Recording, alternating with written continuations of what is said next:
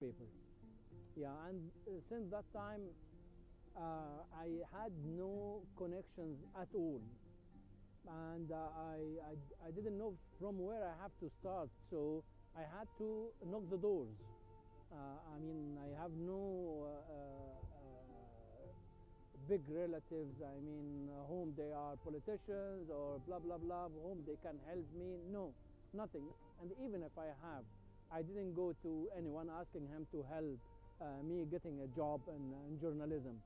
And that's why, I mean, I had to knock the door, and I went to Al Ahram newspaper, and I met a very well-known journalist. His name is Raed Al-Attar. He was the liaison officer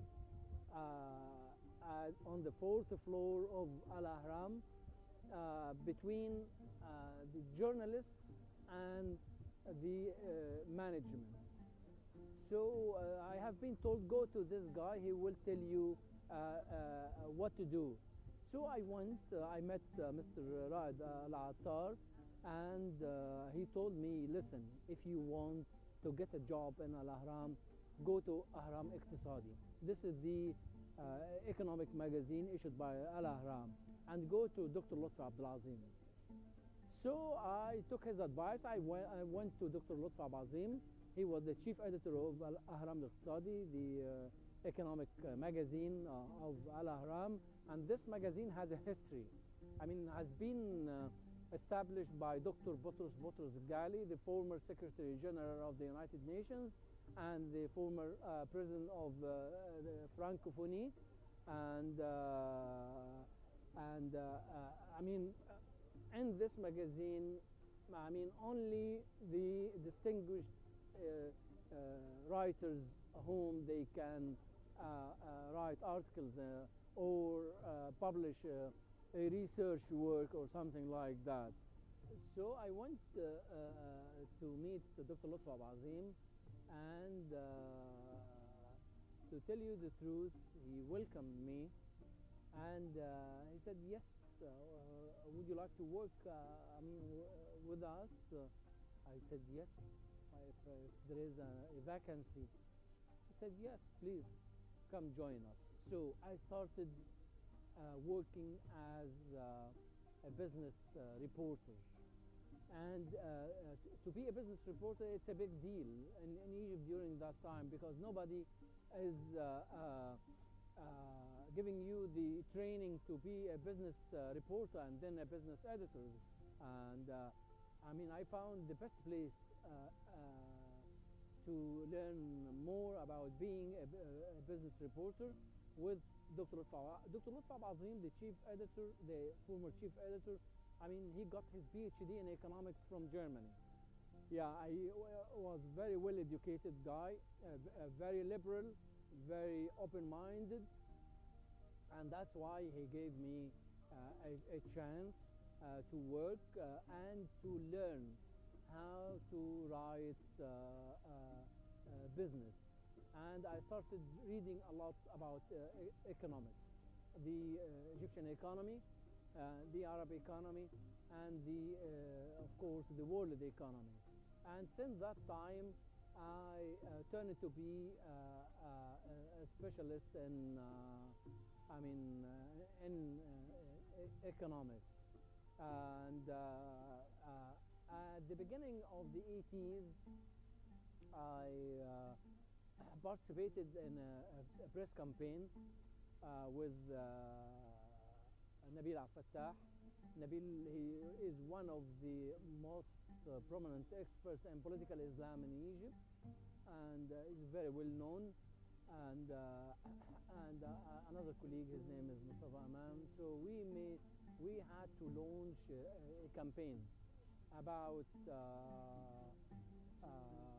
the description of Egypt by the Americans. Yeah, I mean, as you know, there is the encyclopedian work which called Description de l'Égypte, made by the experts of whom they came with Napoleon Bonaparte to Egypt.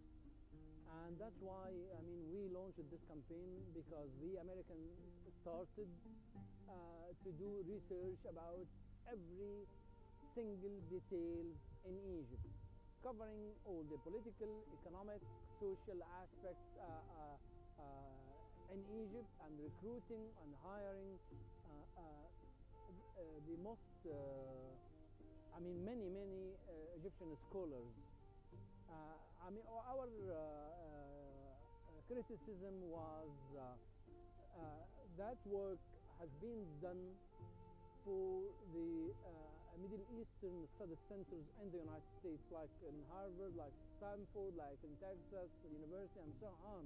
And as you know, there is a link between the Middle Eastern study centers in the United States, and the universities, and the administration. I mean, and this is the nature of the scientific research work in the United States. If the Pentagon would like to develop a research, I mean, they do a fund for a professor at MIT, Massachusetts Institute of Technology, or at Harvard, or whatever, and even the State Department, if they would like to have research work, I mean, they ask a well-known professor in Middle Eastern studies to do that.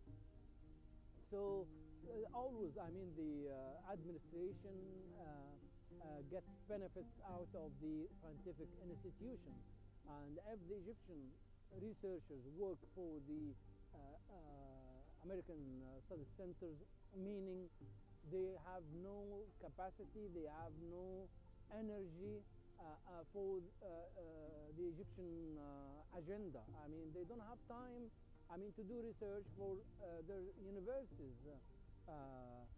And that's why, I mean, our campaign has appeared on the Washington Post, the front page of the Washington Post newspaper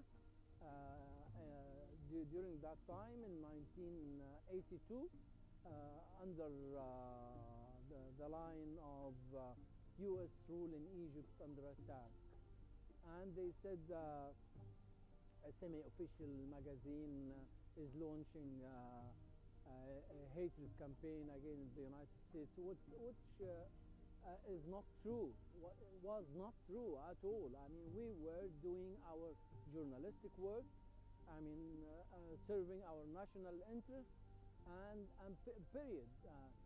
And after this time, I mean, you know, because of the state control of the media, they had to fire the former chief editor of Ahram Iqtisadi because of this press campaign, Dr. Lutfi Abdelazim. Yeah, and they accused him being a communist and blah blah blah, but the guy was not a communist at all. The guy was very liberal and economist, and he knows the Egyptian agenda, and that's what happened during that time, and they replaced him with some other one. I mean, since then I had to take leave without pay from Ahram because I had a big conflict. We had to file a suit suit. I mean, against Al Ahram during that time because they didn't give us the chance to express our opinion, because we have seen an article published by Dr. Ibrahim Badran, the former Minister of Health. He was during that time the chairman of the Scientific Center of Egypt, and he accused us with false accusations, and we wanted to write an article to clarify our situation, that we were doing our job, but they didn't give us the chance. And during that time, the chairman of Al Ahram, Abdullah Abdel Bari, asked me, I mean, Gamal, would you like to have a leave without pay? You want to go to the Gulf to work over there, blah, blah, blah. And to tell you the truth, I found it difficult to